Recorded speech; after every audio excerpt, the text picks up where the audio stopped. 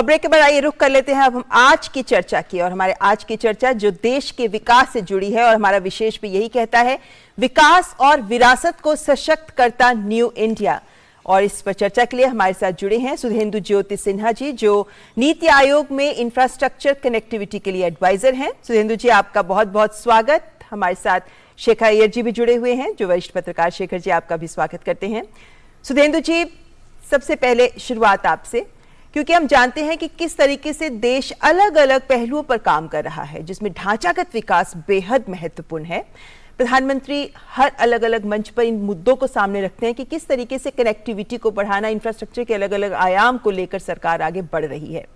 सबसे पहले यही बात कि आज भी पीएम ने इन बातों को सामने रखा, लेकिन कौन से वो दूरगामी लक्ष्य हैं जिनको लेकर सरकार आगे बढ़ रही है? यानी कौन से ऐसी तस्वीर है जो आने वाले वर्षों में साकार करने की दिशा में नीति आयोग भी प्लानिंग कर रहा है, जिससे कि हमें अमृत काल का जो लक्ष्य है विकसित भारत, उसे प्राप्त करने के लिए प्रोत्साहन मिले?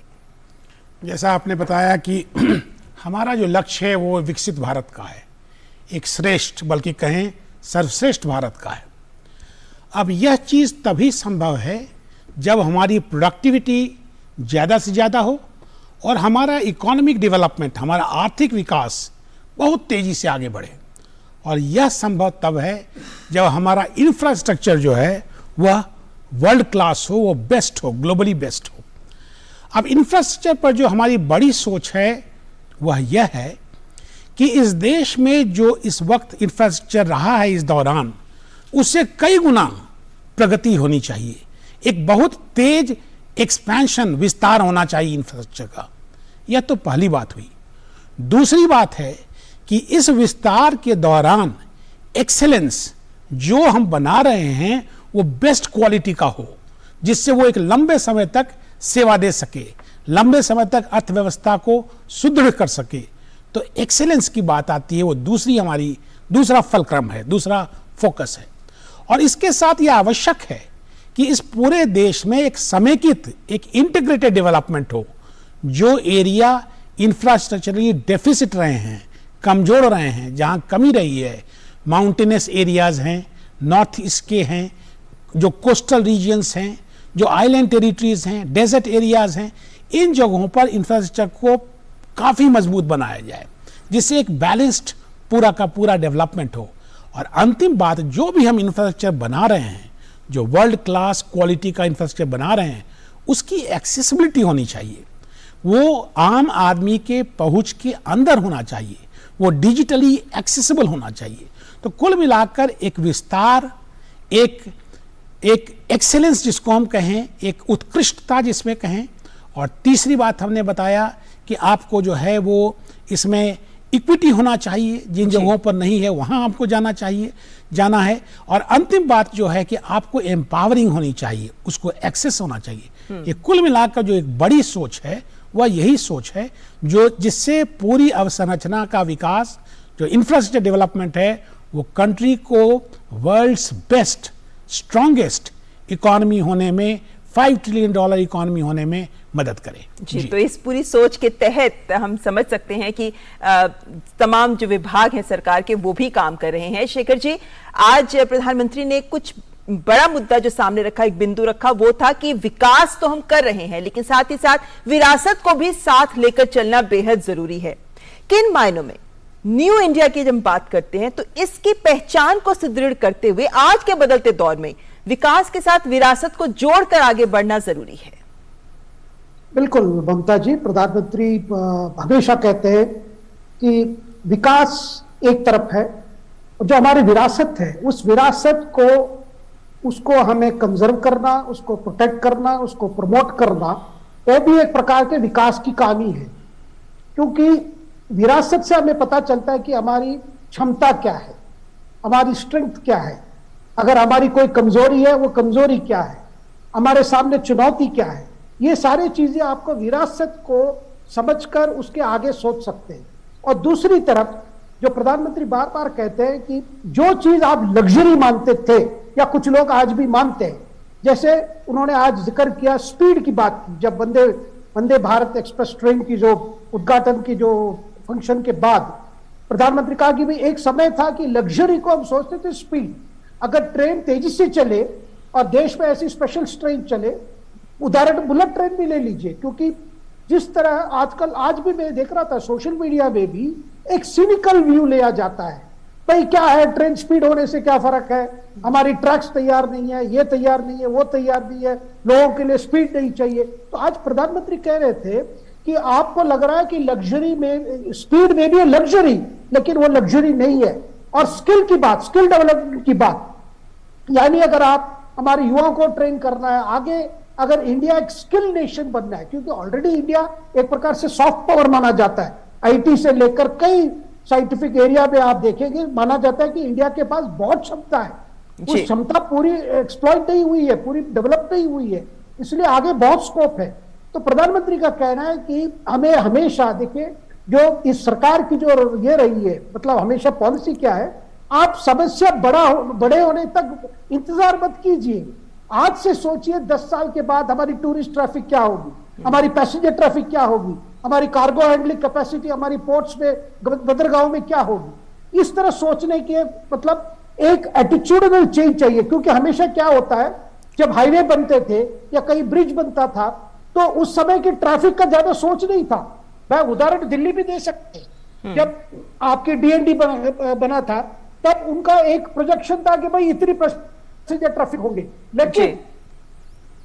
लेकिन क्या हुआ क्या है कि वो धीरे धीरे करके आप मतलब जब तैयार होके जब प्रोजेक्ट इनॉग्रेट हुआ, इतनी ट्रैफिक आ गई, क्योंकि उतना प्रोजेक्शन नहीं हुआ था कि जब ये 5 साल में खोलेंगे, 10 साल में खोलेंगे, इतनी वॉल्यूम होगी। तो प्रधानमंत्री शेखर जी, जो हम बात कर रहे थे अभी कि दूरगामी सोच लेकर सरकार जो आगे बढ़ रही है, तो ये उसी का एक हिस्सा है जिसमें विरासत को भी साथ लेकर जोड़ कर लेना बहुत जरूरी है। ऐसे में सुधेंदु जी, जब हम बात करते हैं सरकार की योजनाओं की, तो उसमें जैसे हम पीएम गति शक्ति मास्टर प्लान की बात करें, चाहे हम लॉजिस्टिक्स पॉलिसी, पहली नई लॉजिस्टिक्स पॉलिसी सरकार ने दी है उसकी बात करें, इंफ्रास्ट्रक्चर पाइपलाइन की बात करें, 1,10,000 लाख करोड़ रुपए इसमें इन्वेस्ट होने हैं इत्यादि, ये जो सोच है सरकार की, किन मायनों में ये पूरे देश तक पहुंच रही है? हम देख रहे हैं कि उत्तर भारत की बात करें या दक्षिण भारत की बात करें, पूर्वी भारत की बात करें, पश्चिम भारत की बात करें, कैसे इन सभी क्षेत्रों को जोड़ते हुए एक समावेशी विकास इंफ्रास्ट्रक्चर का लेकर सरकार आगे बढ़ रही है? आपने बिल्कुल सही बताया। आपने जो फ्लैगशिप स्कीम्स का नाम लिया, ये कंट्री के सबसे स्टेलर, सबसे जिसको कहें देदीप्यमान प्रोजेक्ट्स हैं। इसके साथ भारतमाला है, सागरमाला है, उड़ान स्कीम है, तमाम तरह की परियोजनाएं चल रही हैं। देखिए, जो सबसे ज़्यादा बल इस बात को दिया इस सरकार ने कि एक प्रोजेक्ट जो है वो किसी पर्टिकुलर डिपार्टमेंट का, एक पर्टिकुलर मिनिस्ट्री का नहीं होता है, वह प्रोजेक्ट जो है वो गवर्नमेंट ऑफ इंडिया का होता है। एक टीम का अप्रोच होना बड़ा ज़रूरी है। अभी तक जो सोच रहती थी वो ये रहती थी कि यदि एक रेलवे लाइन बन रहा है तो वो रेलवे का प्रोजेक्ट है, एक रोडवेज बन रहा है वो रोड का प्रोजेक्ट है, यदि किसी स्टेट में कोई एक डेवलपमेंट हो रहा है तो मानते थे कि वो स्टेट का डेवलपमेंट है। अब वो उस अप्रोच को चेंज किया कि नहीं, वो टीम इंडिया काम कर रही है, पूरा का पूरा, जिसको बोलते हैं whole of a government approach.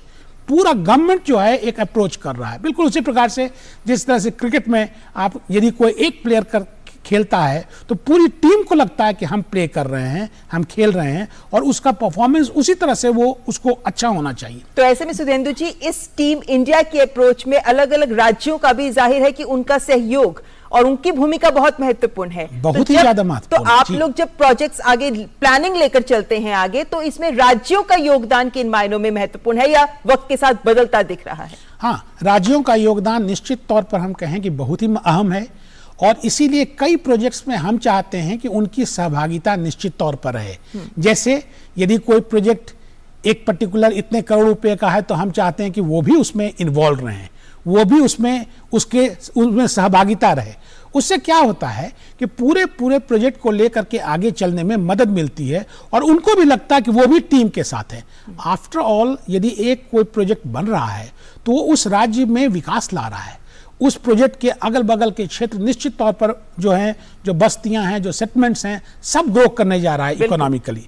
तो स्टेट्स को इस बात को लेकर के हम हमेशा सेंसिटाइज करते हैं, और साथ साथ जो पीएम गति शक्ति है, जो अपने आप में बिल्कुल आप समझ लें कि एक अद्भुत चमत्कारी एक गेम चेंजर की तरह का चीज़ है, जैसे कि जिस प्रकार से आधार कार्ड को समझा जा रहा है, उस प्रकार से ही ये प्रोजेक्ट के डिलीवरी में, उसके टाइमली कंप्लीशन में, उसमें टाइम एंड कॉस्ट ओवररन्स नहीं हो, और पूरा का पूरा जो आपने कहा ना समावेशी विकास, उसमें पीएम गति शक्ति का विशेष योगदान रहेगा। और राज्यों की भूमिका, जैसा मैंने शुरू में बताया, वो बिल्कुल अहम है। उनकी सहभागिता के बिना हमें आगे बढ़ना बहुत मुश्किल होगा। जी, और इसीलिए चाहे बात उत्तर के राज्यों की, दक्षिण के राज्यों की, तमाम राज्यों की, सभी की भूमिका और सभी को से फायदा होगा, जैसे आपने सामने रखा। लेकिन शेखर जी, क्या हम ये मान सकते हैं कि जैसे आज प्रधानमंत्री ने कर्नाटक में इन बातों को भी सामने रखा है, उसी का संदेश कि क्षेत्रीयता और राष्ट्रीयता का समागम देश के विकास की दृष्टि में नजर आना चाहिए? क्या हम मान सकते हैं कि यही है वो दूरदृष्टि जिसके तहत देश विकास कर रहा है? जब प्रधानमंत्री ने तमाम मुद्दों को सामने रखा, चाहे उसमें युवाओं की बात हो, महिलाओं की बात हो, स्टार्टअप्स की बात हो, या फिर कर्नाटक को कैसे देश की योजनाओं से कर्नाटक को फायदा हो रहा है उसकी बात हो, ये दृष्टि सभी राज्यों में नजर आनी चाहिए। बिल्कुल आनी चाहिए। कम से कम देखिए, ऐसे विकास मुद्दे हैं जिसमें राजनीति नहीं होनी चाहिए। देखिए, राजनीति के लिए बहुत विषय हैं, लेकिन हम क्या देख रहे हैं, जो विपक्ष के जो स्टेट्स है, विपक्ष ऑपोजिशन रूल स्टेट्स में कोई बड़ा प्रोजेक्ट हो, कोई कुछ हो, कुछ ना कुछ उसको देखिए। बुलेट ट्रेन देख लीजिए ना, बुलेट ट्रेन का एक सबसे बड़ा नमूना है, जब महाराष्ट्र महाविकास आघाड़ी का सरकार वहां पे जब आ गए थे, उससे पहले ये प्रोजेक्ट का अप्रूवल हुआ था। पूरा जापानी सरकार का पूरा मदद है, उसमें टेक्नोलॉजी भी दे रहे हैं, फाइनेंस भी दे रहे हैं। एक शानदार ट्रेन प्रोजेक्ट है, और इस ट्रेन प्रोजेक्ट की वजह से टेक्नोलॉजी स्पिन ऑफ है, एंसिलरी इंडस्ट्रीज डेवलप करेंगे, युवाओं को तालीम मिलेगा, साथ साथ में नौकरी भी मिलेगी। एक बड़ा प्रोजेक्ट है। लेकिन हमने क्या देखा, जिस कार्यकाल में उद्धव ठाकरे की सरकार वहां पे, जो एनसीपी कांग्रेस पूरा विरोध किए, उसमें लैंड एक्विजिशन कहीं होने के बाद भी उसको क्लियरेंस नहीं दिए, जिसके वजह से जिस स्पीड से, जिस गति से होना चाहिए तो प्रोजेक्ट, वो डिले हो गया। लेकिन दूसरी तरफ गुजरात में, जहां बीजेपी सरकार है, वो प्रोजेक्ट बहुत आगे बढ़ी। आप दो कंपेयर कीजिए, ये क्या कारण है इसमें? अल्टीमेटली अगर मुंबई जैसे शहर को, अगर अहमदाबाद जैसे शहर से, दो इंपॉर्टेंट आपके इंडस्ट्रियल कमर्शियल सेंटर है भारत के, ये एक बड़ा एग्जांपल होता है। ये अगर आज से आप ये सिनिकल व्यू, भाई बुलेट ट्रेन की क्या जरूरत है इंडिया में, ऐसा समय नहीं है। देखिए, हर चीज, बुलेट ट्रेन अपने आप में एक इकोनॉमिक ड्राइवर है। जब आपको इतनी सॉफ्ट लोन मिल रहा है जापान से, टेक्नोलॉजी मिल रहा है, जैसे 5G की बात देखिए। 5G, जब कुछ लोग बोलते हैं भाई हमारे पास तो 3G चलता है, 4G तो अभी कई जगह पहुंचा नहीं है, 5G, देखिए ऐसा आप टेक्नोलॉजी के सामने पीछे हट नहीं सकते। इस चीजों में मैं देख रहा हूं कि कहीं ना कहीं विपक्ष का, क्योंकि वो चुनाव आता है जाता है, लेकिन कई कम से कम 10 मुद्दे ऐसी होनी चाहिए जिसमें ऑपोजिशन और सेंट्रल गवर्नमेंट बीच में एक प्रकार से एक अंडरस्टैंडिंग होनी चाहिए। भाई आप पॉलिटिक्स विरोध कीजिए ना, चुनाव के टाइम आप प्राइम मिनिस्टर को विरोध कीजिए, लेकिन बाकी समय में आप उसमें उदाहरण मैं दे सकता हूं, कई ऐसी नहीं है कि सारे ऑपोजिशन स्टेट जी, लंबी फहरिस्त हो सकती है ऐसे उदाहरण की शेखर जी, लेकिन जाहिर है कि विकास देश का हो रहा है, देशवासियों का हो रहा है, जिसमें सबको ही सहयोग करना ही चाहिए। लेकिन सुधेंदु जी, जब हम आज के इवेंट्स की बात करें तो उसमें जो बेंगलुरु में नया टर्मिनल एयरपोर्ट का, जिसका उद्घाटन प्रधानमंत्री जी ने किया, उसकी खास बात यह है कि वो एक ग्रीन टर्मिनल है, और जिस तरीके से उसको रेटिंग मिली है यूएस के द्वारा, वो दिखाता है कि प्लैटिनम रेटिंग उसको मिली है, तो महत्वपूर्ण है। क्या हम ये मान सकते हैं कि अब जिस तरीके से प्रोजेक्ट्स को पूरा किया जा रहा है, जो योजनाएं आगे बनाई जा रही हैं, पर्यावरण अनुकूल विकास की सोच के साथ सरकार बढ़ रही है? क्योंकि भारत में जब ये विकास योजनाएं जमीन पर साकार होती हैं तो विश्व को भी नजर आती है। बिल्कुल बिल्कुल सही आपने बताया। वास्तव में कहें, इसको इस तरह से हम समझें कि अभी तक जो है वो हमारा अप्रोच जो रहता था इंफ्रास्ट्रक्चर को लेकर के कि जल्दी से बन जाना चाहिए, इतना किलोमीटर बन जाना चाहिए, अब हम उसमें क्वालिटी पैरामीटर्स ढूंढते हैं, क्योंकि हमने उसको अचीव कर लिया। 50 किलोमीटर प्रतिदिन का रोड हम बना पा रहे हैं, हमने उन चीज़ों को अचीव कर लिया। अब उसमें क्या क्वालिटी होना चाहिए? जो इंफ्रास्ट्रक्चर है वो सस्टेनेबल होना चाहिए, उसमें ग्रीन जो हैं वो, उसके जो बिल्डिंग मटेरियल्स हैं वो ग्रीन यूज होने चाहिए, वो डी रिस्क्ड होना चाहिए, ये सब उसके रिजिलियंट होना चाहिए, ये सब उसके क्वालिटी पैरामीटर्स हैं। तो कितनी अच्छी बात है कि जब पहले एक स्टेज में हम केवल इंफ्रास्ट्रक्चर के बढ़ने की बात करते थे, अब हम उसमें क्वालिटी खोजते हैं। तो और जब अपने देश ने इस बात को कमिट कर रखा है कि 2070 तक जो है 2070 तक जो है हम नेट जीरो होंगे, तो ये आवश्यक है कि इसकी शुरुआत बहुत तेजी से जल्दी हो जाना चाहिए। तो इंफ्रास्ट्रक्चर एक बहुत बड़ा सेक्टर है जहां कि हम पर्यावरण के साथ जो है उसका जो है कंस्ट्रक्शन मटेरियल, उसकी designing, resilience, multi modal connectivity, तमाम चीज़ों को लेकर के हम चल सकते हैं। इसलिए आपने बिल्कुल सही कहा कि अब क्वालिटी पैरामीटर्स जो है वो हमारा एक्सपेक्टेशन है, इसलिए पूरा देश अब उस दिशा में आगे बढ़ने का प्रयास कर रहा है। जी, और शेखर जी, ये भी माना जा सकता है कि जिस दिशा को या प्लानिंग की जाती है, जब उसको क्रियान्वयन किया जाता है, तो जो कार्य संस्कृति में बदलाव है वो भी ये संभव कर पाता है कि ये समय रहते साकार भी हो जाते हैं, इनकी कॉस्ट नहीं बढ़ती है। जैसा आज पीएम ने कहा कि अब रुक कर चलने का वक्त नहीं है। बिल्कुल, देखिए प्रधानमंत्री हमेशा आप ये प्रगति का जो उन्होंने जो एक सिलसिला रखा है पिछले 4-5 साल से चल रहा है, जब प्राइम मिनिस्टर ऑफिस खुद मॉनिटर करता है कि जो प्रोजेक्ट्स क्लियर हुए उसकी इंप्लीमेंटेशन स्टेज क्या है, अगर कोई दिक्कत है, इसमें चीफ सेक्रेटरी सब राज्य सरकार के वो भी शामिल होते। एक प्रकार से जो मॉनिटरिंग जो ऊपर स्तर से पीएमओ स्तर से अगर मॉनिटरिंग है, आप सोच लीजिए हर मंत्रालय में भी उसका मॉनिटरिंग होगा, क्योंकि हर डिले जो है वो कॉस्ट बढ़ता है। जो कॉस्ट हमारे ऊपर, देखिए अब देश के ऊपर एक प्रकार से बोझ है, इसलिए जितना जल्दी प्रोजेक्ट्स मतलब क्लियरिंग स्टेजेस से लेकर इंप्लीमेंटेशन तक और राष्ट्र को डेडिकेशन तक, ये जो समय सीमा अगर शेड्यूल के हिसाब से चले, इससे क्या होता है कि एक प्रकार से वर्क कल्चर चेंज हो जाता है। बिल्कुल, जब मॉनिटरिंग होती है, जैसे अभी बता रहे थे सिन्हा साहब कि भाई उसकी क्वालिटी भी देखनी चाहिए कि ऐसा नहीं, यही चीज आप पीएम की आवास योजना में भी चल रहा है, जल जीवन मिशन में भी है कि अगर आप कह रहे हैं कि इतने घरों में आप घर बना दिए या इतने घरों में पानी पहुंचा दिए, तो उसकी ग्राउंड लेवल पर उसकी मॉनिटरिंग होती है और एक्चुअल डिलीवरी सिस्टम देखा जाता है। और इसी से जोड़कर बात जो प्रधानमंत्री ने आज कही है कि फिजिकल और डिजिटल इंफ्रास्ट्रक्चर के साथ साथ सोशल इंफ्रास्ट्रक्चर यानी आम जन के जीवन की सहूलियतें देना, ये भी, इसको लेकर भी सरकार आगे बढ़ रही है। तो उम्मीद करते हैं कि ये जो 2047 का हमारा लक्ष्य है विकसित भारत का, ये तमाम कदम और रफ्तार पकड़ेंगे और उसको भी हम हासिल कर पाएंगे। फिलहाल मेरे दोनों मेहमानों का बहुत बहुत शुक्रिया हमारे साथ जुड़ने के लिए। और फिलहाल यहाँ रुकेंगे ब्रेक के लिए। आप देखते रहें न्यूज़ नाइट।